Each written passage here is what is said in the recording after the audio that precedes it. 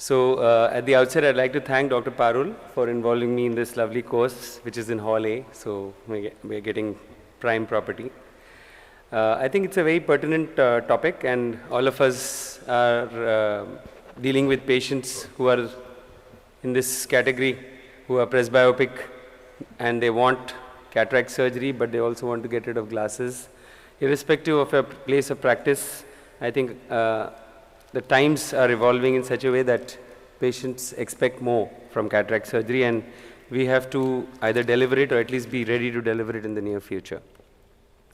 So whenever we're evaluating a patient who has a potential of being one of our cataract patients in the presbyopic group and possibly needs a refractive cataract surgery, we have to look at them slightly differently from a regular cataract. So I will just touch upon the things that are slightly different from what you would anyway look at in a comprehensive examination.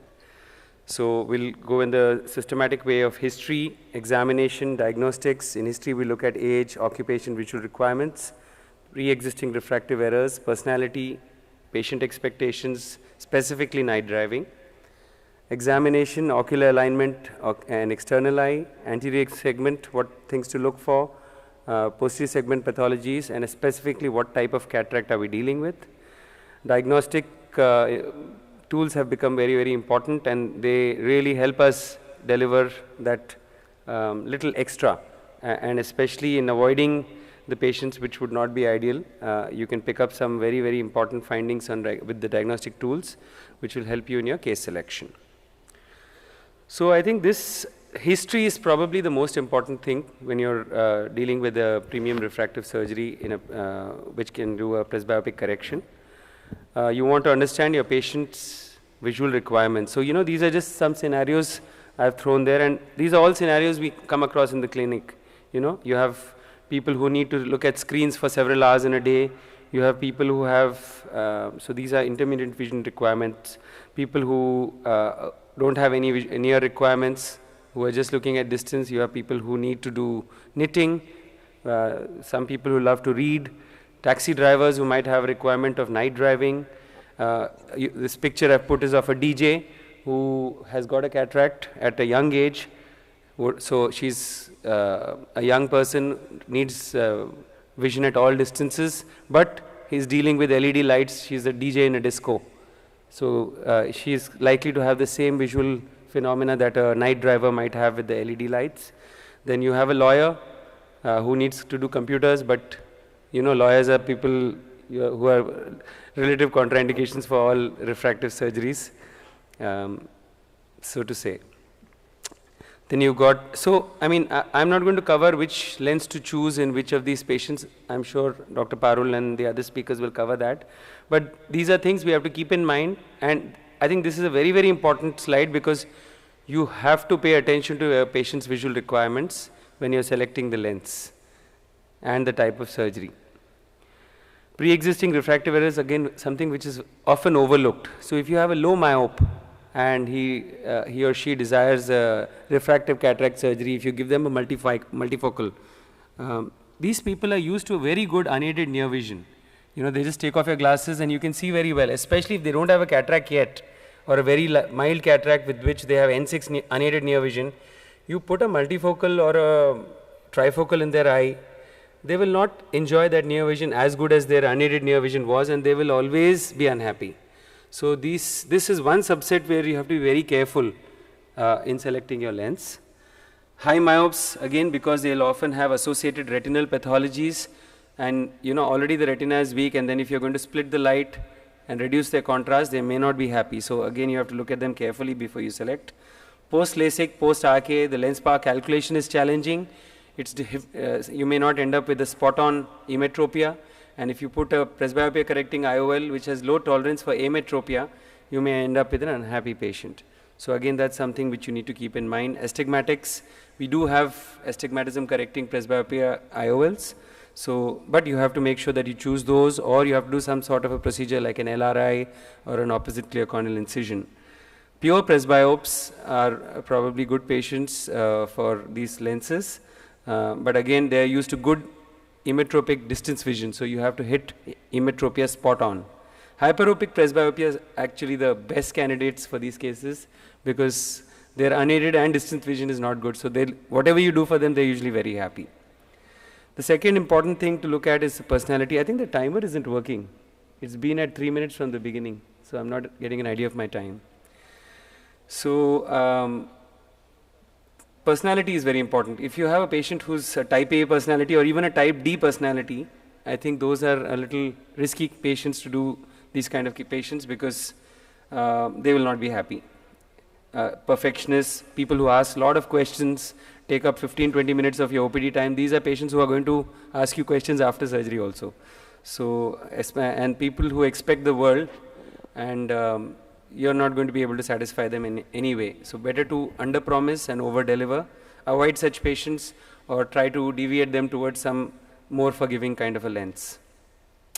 Night driving, again, I think specifically this has to be kept in mind because, you know, you have all these visual phenomena that we know are there with many of the presbyopia correcting IOLs. And even EDOF lenses are not free from them, even though the company guys might tell you. So please be very careful when you're selecting people who do night driving. Specifically tell them they'll have. Now the night drivers are two types. One is occupational night drivers and one are occasional night drivers. So those who are occupational night drivers, you must avoid. Occasional night drivers, you tell them the risks, and if they're okay with it, as long as they understand it, it may be okay to go ahead. Examination of the eye, look at the eye before you look at the eye on the slit lamp. So if the patient has a squint, very often, you know, dense cataracts will end up with a sensory exotropia which will auto-correct after you've done the surgery.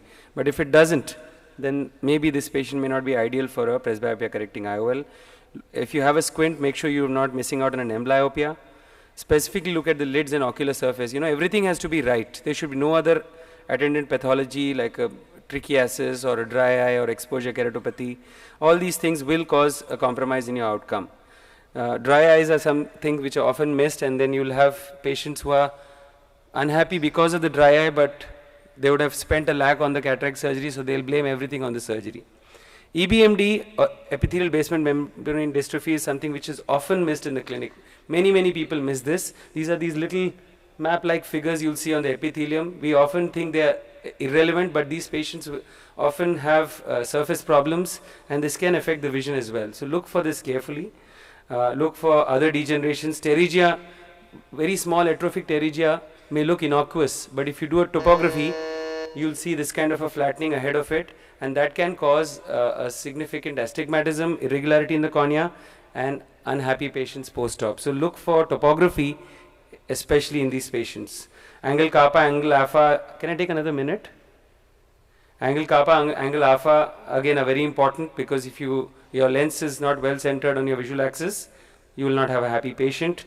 The dense cataracts, intumescent cataracts, if you have a capsular integrity loss or a zonular integrity loss, all these patients, you have to be very proficient to be able to put a presbyopia correcting lens because basically the lens has to be perfectly centered. So as long as you're able to do that, it's perfectly okay. But if you think you can't, then be careful about choosing such a lens.